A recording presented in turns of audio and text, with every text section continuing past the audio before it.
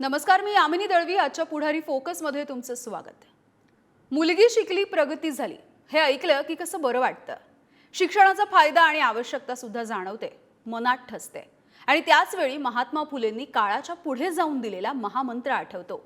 विद्येविना मती गेली, मतीविना नीती गेली, नीतीविना गती गेली, गतीविना वित्त गेले, वित्ताविना शूद्र खचले, इतके अनर्थ एका अविद्येनं केले. हे सारं आज मांडण्याचं कारण ते म्हणजे पुण्यामध्ये सुरू झालेलं शिक्षकांचं आंदोलन. त्यांचं म्हणणं तरी काय आहे, तर जास्त काही नाही, तर आम्ही शिक्षक होण्यासाठी शिक्षण घेतलेलं आहे, गुणवत्ता तर सिद्ध केली आहे, त्यामुळे आता तरी आमची शिक्षक म्हणून भरती करून घ्या, ज्ञानदानाची संधी आम्हाला द्या. सध्याची आपल्या राज्यामधली आकडेवारी ऐकली तर तुमचे सुद्धा डोळे विस्फारतील अशी स्थिती आहे. महाराष्ट्रामध्ये 65,111 शिक्षकांच्या जागा या रिक्त आहेत, रिकाम्या आहेत. शिक्षक आणि शिक्षकेतर कर्मचारी असे धरून जर आकड्यांचा विचार केला तर हा आकडा 1.5 लाखांच्या घरात आहे. मात्र त्याच वेळी राज्यातील 14,783 शाळा बंद होण्याची भीती सुद्धा व्यक्त होते आहे. जिथे आजही निरक्षरता आहे त्या समाजामध्ये शाळा बंद करायच्या आहेत त्या शाळांना शिक्षकांविना ठेवायचंय. मग तिथे विद्यार्थी नसल्याचं कारण सांगून शाळा बंद करायच्या आणि शिक्षक भरती टाळायची, हे कितपत योग्य आहे? आज फोकसमध्ये आपल्याला वेध घ्यायचा आहे तो सरकारी दिरंगाईमुळे रखडलेल्या शिक्षक भरतीचा आणि यामधून होत असलेल्या नवतरुण शिक्षक आणि विद्यार्थ्यांच्या नुकसानाचा, म्हणजेच राज्याच्या भविष्याशी होत असलेल्या खेळाचा.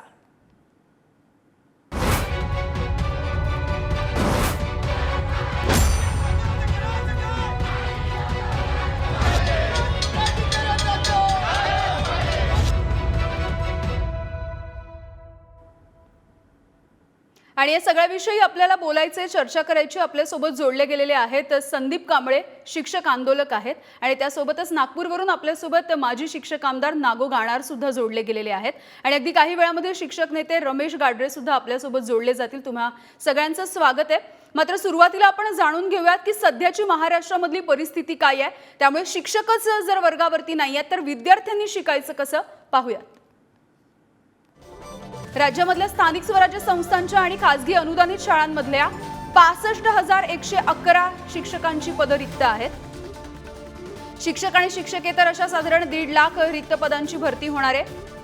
शिक्षकांची पदं रिक्त असल्यामुळे सध्या असणाऱ्या शिक्षकांवरती कामाचा खूप ताण आहे. पटसंख्येला अनुसरून शिक्षक संख्या नाही आहे, त्यामुळे दर्जावरती प्रश्नचिन्ह दिसत आहे. कोरोनाच्या काळामध्ये मे 2020 पासून शासनाकडून पदभरतीबद्दल निर्बंध लादले गेले. एप्रिल 2022 मध्ये शासन निर्णयामध्ये काहीसे निर्बंध उठवण्यामध्ये आले. रिक्त पदं घेण्याबाबत वित्त विभागाने सहमती दर्शवलेली होती. प्राथमिक आणि उच्च प्राथमिक शिक्षकांच्या पदभरतीसाठी टीईटी आणि टीएआयटी ही परीक्षा अनिवार्य आहे. तर माध्यमिक आणि उच्च माध्यमिक शिक्षकांच्या पदभरतीसाठी टीएआयटी ही परीक्षा अनिवार्य केली गेली आहे. पावसाळी अधिवेशनाच्या वेळी शिक्षक भरतीचा रोड मॅप सरकारनं दिला होता, मात्र अजूनही काहीच कार्यवाही केली गेली नाहीये. त्यामुळे सध्याची सगळी ही परिस्थिती आपण बघतोय. आपण थेट पुण्याला जाऊयात. आपल्यासोबत शिक्षक आंदोलक जोडले गेलेले आहेत. संदीप कांबळे आपल्यासोबत आहेत. संदीपजी, काय नेमकी मागणी आहे? आजपासून पुण्यामध्ये आंदोलन सुरू होतंय, शिक्षक भरती होत नाहीये त्या विरोधामध्ये. मॅडम, सगळ्यात अगोदर तरी आमच्या शिक्षक भरतीच्या संघर्षामध्ये पुढारी चॅनल, आमच्या पुढारी पूर्ण टीम आमच्या पाठीशी उभी असते. त्यामुळे मी तुमचा अगोदर मनापासून आभार व्यक्त करतोय. गेल्या 1 वर्षापासून तसं तरी मुद्दा पाहायचा म्हटलं तर 5 वर्षापासून शिक्षक भरतीच्या संदर्भामध्ये राज्यामध्ये पदभरती व्यवस्थित झालेली नाही. फर्स्ट स्टेटचा मुद्दा आता सध्याला कुठेतरी थांबलाय, मात्र त्यांना नियुक्त्या मिळाल्या नाहीत. जे की 2017 मध्ये जे काही उर्वरित भरत्या होत्या, अपात्र गैरहजर माजी सैनिक, त्यांच्या सिलेक्शन याद्या अजून लागल्या नाहीत, मात्र त्यांच्या हे पसंतीक्रम वगैरे घेण्यात आलेले आहेत.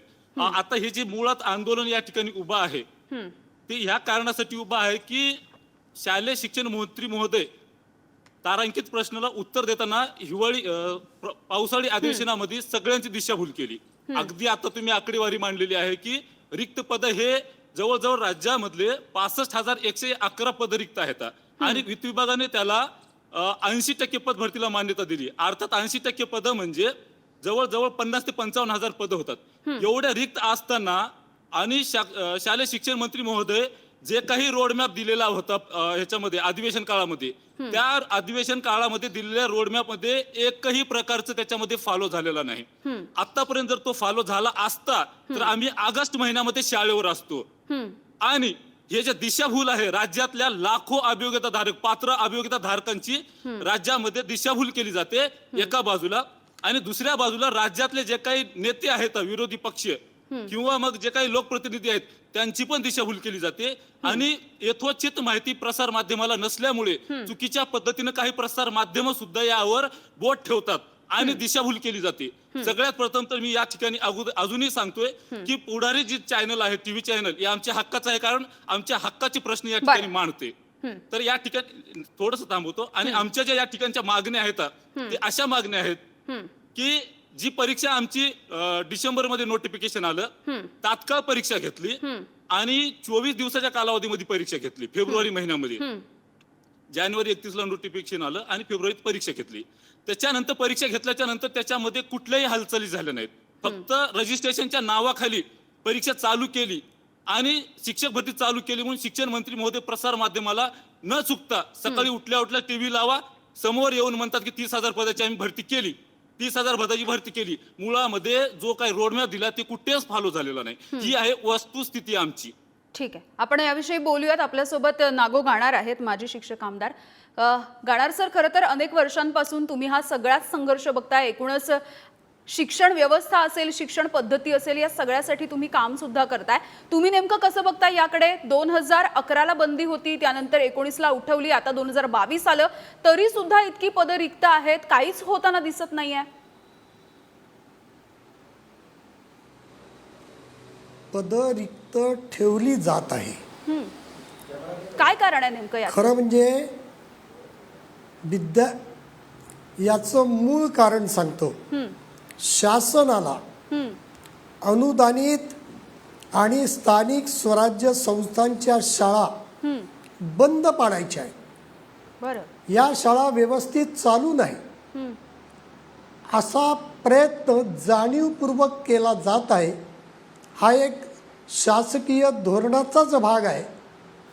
या शाळा जर बंद पडल्या तर नो ग्रँटच्या विना अनुदानित शाळांचं पेव फुटलेलं आहे. त्यांना संधी मिळेल पैसा कमवण्याची, आणि ज्याच्याजवळ पैसा आहे तो शिक्षण घेऊ शकेल असंच धोरण राबवण्याचं शासनाचं ठरलेलं आहे. त्यानुसार ही कार्यवाही केली जाते. अगदी. आता ज्या पद्धतीने तुम्ही आरोप केलात किंवा तुम्ही तुमचं जे मत मांडलं, तशी आणखी एक गोष्ट आहे, ती म्हणजे काही दिवसांपूर्वी शासनाने सांगितलेलं होतं की 20 पटसंख्या ज्या शाळांमध्ये आहे किंवा त्याच्यापेक्षा कमी आहे त्या शाळा बंद करण्याचा निर्णय घेतला जाणार होता. विद्यार्थी संख्या मिळू नये असे प्रयत्न करायचे, अशाच प्रकारची अव्यवस्था निर्माण करायची आणि विद्यार्थी नाही म्हणून शाळा बंद करायच्या, असं हे सगळं ठरलेलं आहे. शाळा चांगल्या चालवण्याचं काम हे शासनाचं आहे, कर्तव्य शासनाचं आहे. शासनाने शाळा सुरू होण्यापूर्वी नियुक्तीची प्रक्रिया पूर्ण करायला पाहिजे आणि विद्यार्थी शाळेत आल्या तारखेपासून त्याला आवश्यक तेवढे शिक्षक हे मिळाले पाहिजे. तर आणि तरच शिक्षण होईल, तर आणि तरच शाळा चालेल. परंतु अशी भूमिका शासनाने कधी घेतली नाही. नियुक्ती करतो म्हणायचं पण करायची नाही, असाच प्रकार सुरू आहे. मागच्या शैक्षणिक वर्षात 2022-23 मध्ये वर्ष संपलं पण नियुक्त्या झाल्या नाही. शैक्षणिक सत्र 23-24 अर्ध्यापेक्षा जास्त संपत आलेलं आहे, परंतु अजूनही नियुक्त्या झाल्या नाही. नियुक्त्या करतो म्हणायचं पण केल्या जात नाही.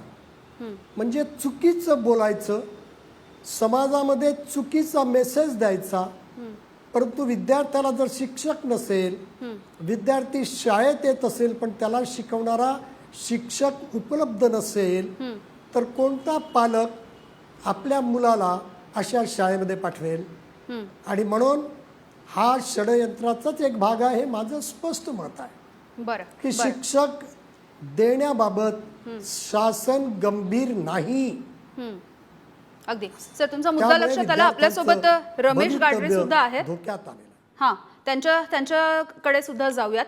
रमेशजी, शिक्षक इतके कमी आहेत की त्यांची सुद्धा आता तारेवरची कसरत होतीये विद्यार्थ्यांना शिकवताना. कसं नेमकं याकडे बघताय? शैक्षणिक जो दर्जा आहे तोच तरी राखला जाईल असं वाटतंय का? सर्वप्रथम मी पुढारी न्यूज चॅनलचे आभार मानतो की ज्यांनी हा ज्वलंत प्रश्न घेतलेला आहे. हम्म. आणि जसं की आधी आपण माझे मित्र संदीप कांबळे सर असो किंवा आमचे जे सर आहेत नागो गाणा सर, ज्यांचं नागपूरमध्ये मी खूप म्हणजे हा शिक्षक भरतीच्या संदर्भामध्ये अनेकदा भेटलेलो आहे.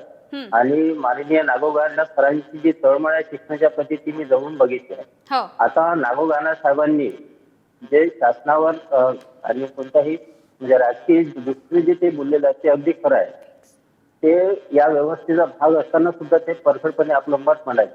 आता या पलीकडे जाऊन मी आपल्याला सांगत आहे की ही जी परिस्थिती आहे हम्म. ही परिस्थिती बदलली पाहिजे. यासाठी वारंवार प्रयत्न विद्यार्थ्यांमार्फत शासनाला करण्यासाठी भाग पाडण्यात येत आहे.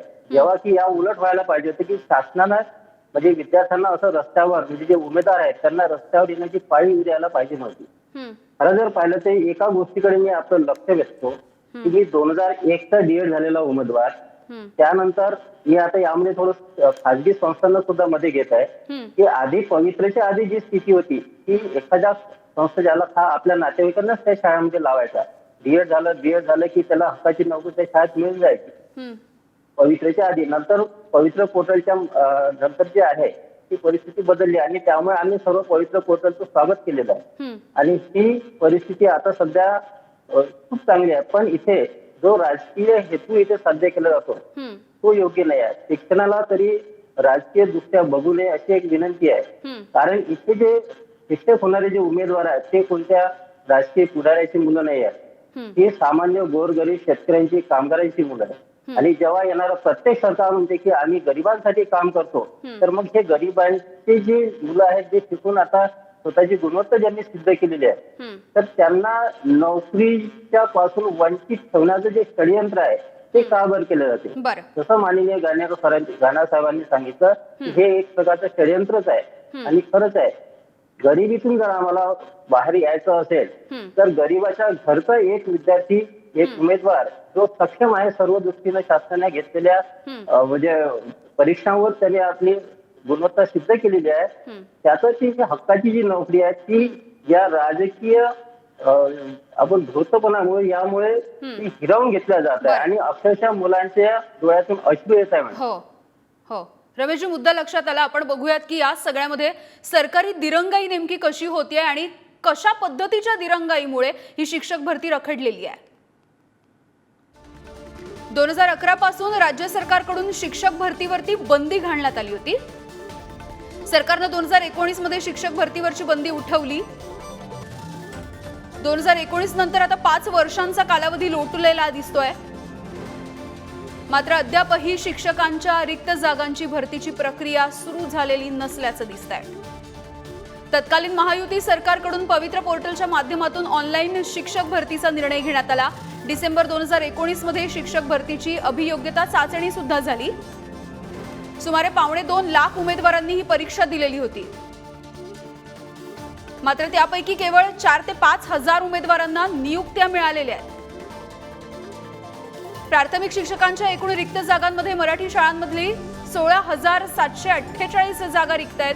प्रत्यक्षामध्ये इतर भाषांच्या शिक्षकांची पदं सुद्धा मोठ्या प्रमाणावरती रिक्त असलेली बघायला मिळतात.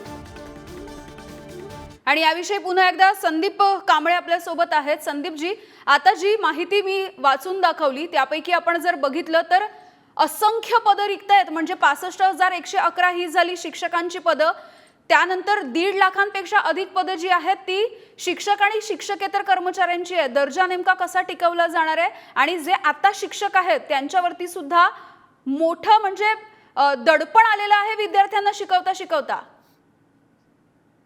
नक्कीच मॅडम, या ठिकाणी मी सांगताना मला खूप आनंद होतोय. मी आनंद म्हणतोय कारण आम्ही पुरोगामी महाराष्ट्र म्हणून आम्ही डोक्यावर घेऊन फिरायचं आणि एका बाजूला बिहार राज्याला मागासलेलं राज्य म्हणून हिनवायचं. हा. तर मी तर शालेय शिक्षण मंत्री महोदयाला सांगतोय की तुम्हाला शिक्षण मंत्री पद जे आहे त्याच्या प्रशिक्षणाची गरज आहे.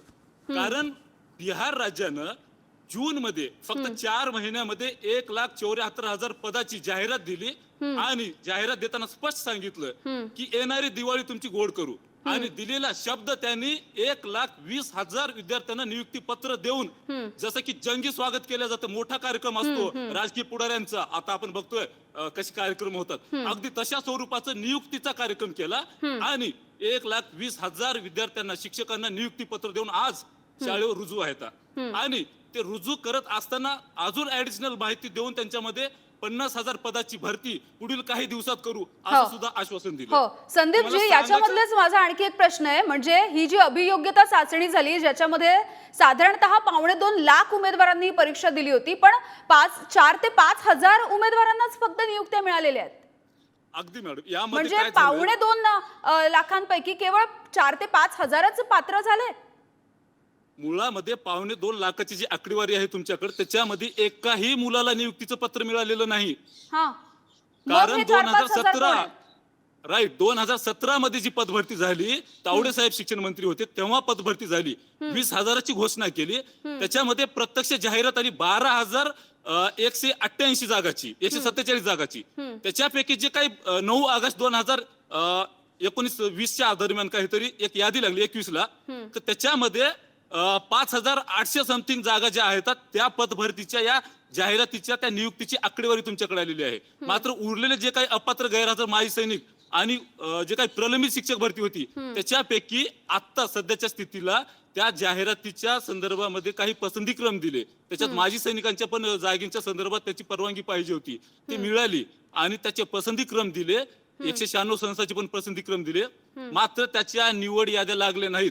पसंतीक्रम दिलेत म्हणजे त्या निवड याद्या नाहीत. तुमच्याकडे जी आकडेवारी आली ती जुनी आकडेवारी आहे आणि 1 लाख जे आपण म्हणतो 2.25 लाख विद्यार्थी परीक्षा दिले ते सेकंड टेट आहे, जे डिसेंबर मध्ये नोटिफिकेशन आलं आणि फेब्रुवारी मध्ये परीक्षा झाली. मुळामध्ये त्याच्यामध्ये 30,000 पद भरू म्हणतात शिक्षण मंत्री महोदय, त्याच्यापैकी एकही पद भरलेलं नाही. अधिवेशनात चांगले की आमचा जो रोडमॅप आहे तो रोडमॅप आम्ही फॉलो करू, आणि दररोज सकाळी उठल्या उठल्या शिक्षण मंत्री महोदय माध्यमाच्या समोर येतात, 30,000 पदाची भरती चालू आहे, दुसऱ्या टप्प्यात आम्ही 20,000 पद भरू म्हणतात, पण त्याच्यामध्ये काहीही असं काडीची तीळ मात्र समज नाहीये. बरं, गाणार सर आपल्या सोबत आहेत. गाणार सर, आपण बघतो एकीकडे पावसाळी अधिवेशनाच्या शेवटी त्यांनी एक रोडमॅप सादर केला आणि सांगितलं होतं की अशा टप्प्यामध्ये आम्ही ही शिक्षक भरती करू. म्हणजे एकीकडे शासनाने आश्वासनं द्यायची आणि दुसरीकडे अजूनही हे भिजत घोंगडं तसंच दिसतंय, त्याकडे कसं बघताय? शासन जे काही बोलते ते समाजाची दिशाभूल करण्यासाठी बोलते. समाजामध्ये शासनाच्या विरोधात असंतोष निर्माण होऊ नये, शासन आपली सुरक्षा ठेवण्यासाठी अशा घोषणा करते, परंतु केलेल्या घोषणाची पूर्तता ती करत नाही. आणि म्हणून आजची ही दुरावस्था शिक्षण क्षेत्रात निर्माण झाली की विद्यार्थी शाळेत आहे पण त्या विद्यार्थ्यांना शिकवणारा शिक्षक हे शासन देऊ शकलं नाही. ही खरं म्हणजे शोकांतिका आहे, शासनाची लाजीरवाणी बाब आहे आणि शासनाने या लाजीरवाणी बाबेला बदललं पाहिजे आणि दिलेला शब्द पाळून ताबडतोब नियुक्त्या केल्या पाहिजे. ही महत्त्वाची बाब आहे. अगदी आपण बघूया की शिक्षक भरतीसाठी जे आंदोलन सुरू आहे आणि आजवर जी आंदोलनं झाली त्यामधल्या प्रमुख मागण्या नेमक्या काय आहेत? राज्यामधल्या एकूण रिक्त पदाच्या 1ली ते 8वी आणि 9वी ते 12वी पर्यंतची 80% पदभरती एकाच टप्प्यात व्हावी ही मागणी आहे. पदभरतीसाठी प्रतीक्षा यादी लावली जावी. 13 ऑक्टोबर 2023 नुसार इंग्रजी माध्यमाला प्राधान्य देणारा शासन निर्णय रद्द करून गुणवत्तेच्या नुसार निवड व्हावी. अतिरिक्त असणाऱ्या प्रवर्गाचा प्रश्न मार्गी लावावा आणि सर्व प्रवर्गांना योग्य न्याय दिला जावा. आंतरजिल्हा बदलीचा 6वा टप्पा आणि शिक्षक भरतीची प्रक्रिया एकत्र राबवली जावी. मनपा आणि नगरपालिकेच्या शाळांमध्ये कंत्राटी शिक्षकांना कायम केलं जावं आणि पवित्र पोर्टलच्या माध्यमातून कायम शिक्षकांची निवड केली जावी. आणि या सगळ्याबद्दल आंदोलकांनी काय म्हटलंय ते सुद्धा बघूयात. आमची ज्या मागण्या पहिले त्याच होत्या आणि आजही त्याच होत्या, त्याच आहेत. म्हणजे गेल्या 5 महिन्यामध्ये अजून काही फरक पडलेला नाहीये. त्याच मागण्या घेऊन आम्ही आज प्रशासनासमोर या ठिकाणी लढतोय. आमच्या मागण्या आहेत की रिक्त पदाची 80% शिक्षक भरती करण्यात यावी. 13 ऑक्टोबरचा जो इंग्रजी माध्यमाला प्रेफरन्स देणारा जो GR आहे तो रद्द करण्यात यावा. सर्व प्रवर्गाला समान संधी उपलब्ध करून द्यावी आणि वेटिंग लिस्ट लावावी. ह्या ज्या काही मागण्या आहेत ह्या पहिल्याही होत्या, आताही आहेत आणि त्या मागण्यावरती आम्ही या ठिकाणी बसलेलो आहोत. अगदी या सगळ्याविषयी बोलूयात. रमेश गाडरे सर आहेत आपल्यासोबत, शिक्षक नेते आहेत. रमेशजी, आता खरं तर आंदोलकांची भूमिका, त्यांची मागणी आपण पाहिलेली आहे. मात्र दुसरीकडे की ही सगळी जी शिक्षक भरती रखडली आहे हा फक्त नवशिक्षकांचा मुद्दा नाही आहे किंवा शिक्षकांचा मुद्दा नाही आहे, विद्यार्थ्यांचा सुद्धा आहे, राज्याच्या भविष्याचा मुद्दा आहे. कारण जे भविष्य घडवायचं काम करतो ते शिक्षक करतात आणि शिक्षकांच्या नोकरीवरतीच हे प्रश्नचिन्ह निर्माण होत आहे. नाही, अगदी बरोबर आहे आपलं. यामध्ये कसं होत आहे की आम्हाला नोकरी पाहिजे, फक्त आम्हाला काही पोट भरण्यासाठी नोकरी पाहिजे नाही. जेव्हा आम्हाला अशा म्हणजे मंत्री महोदय असं म्हणतात की तुम्ही क्लासेस घ्या, तुम्ही हे करा ते करा, इतर मार्ग आहे. पण विषय तो नाही की जेव्हा आम्ही DED केलाय, BEd केलाय, ET दिले आहे, टेट परीक्षा दिलेल्या आहे, म्हणजे आम्हाला शिक्षक व्हायचं आहे आणि त्यासाठी सर्व पात्रता आम्ही धारण केलेल्या आहे. मूळ मुद्दा असा आहे की विद्यार्थ्यांना शिकवणे आणि पुढची पिढी तयार करणे या हेतूने सर्व उमेदवारांनी सर्व जे अर्थ आहेत ते पार केले आहेत. याची जाणीव शासनाने ठेवावी, ना की उमेदवारांना इतर सल्ले द्यावे. दुसरी बाब म्हणजे की गावाखेड्यातील ज्या जिल्हा परिषद शाळा आहेत नगर आणि तालुक्या नगरपालिकेच्या शाळा आहेत तिथे विद्यार्थी संख्या कमी जरी असली तरी हा मूळ मुद्दा नाही आहे. विद्यार्थी संख्या तिथे वाढू शकते जर त्यांना आता जे गुणवत्ता पात्र जे शिक्षक आता त्यांना मिळतील त्यामधून या नवे उमेदीने हे जे उमेदवार आहेत ते महाराष्ट्रातील शिक्षणाला एक उच्च स्तरावर नेण्याच्या प्रयत्नात आहेत. म्हणजे ते प्रयत्न करण्यासाठी त्यांचं एकदम तयार आहे. फक्त शासनाने त्यांना संधी देण्याची गरज आहे. अगदी मुद्दा लक्षात आला. त्यामुळे तुम्ही तिघांनी सुद्धा खरं तर या चर्चेसाठी वेळ दिलात आणि सगळे मुद्दे विस्ताराने मांडले, त्यासाठी तुमच्या तिघांचेही आभार. त्यामुळे सरकारी दिरंगाईमुळे वर्षानुवर्ष ही जी शिक्षक भरती रखडलेली दिसते यामुळे शिक्षकांना त्रास होतोय, विद्यार्थ्यांना सुद्धा त्या सगळ्याचा त्रास होतोय, शिक्षणाच्या दर्जावरती सुद्धा प्रश्नचिन्ह निर्माण केले जात आहे. हे सगळं जे आहे ते लवकरात लवकर सुटावं आणि सुरळीत व्हावं ही अपेक्षा बाळगूयात. यानंतर फोकसमध्ये वेळ झाली इथेच थांबण्याची. पाहत रहा पुढारी न्यूज.